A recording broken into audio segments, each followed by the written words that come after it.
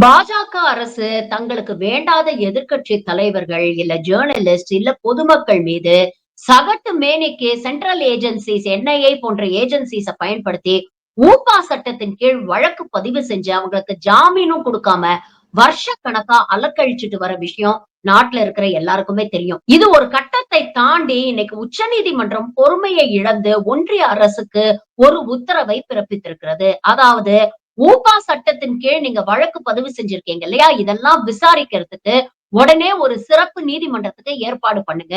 அப்படி இல்லன்னா இந்த சட்டத்தின் கீழ் நீங்க யாரையெல்லாம் கைது பண்ணி உள்ள வச்சு ஜாமீன் குடுக்க மறுக்கிறீங்களோ, அவங்களுக்கெல்லாம் நாங்க ஜாமீன் கொடுக்கக்கூடிய கட்டாயம் ஏற்படும்.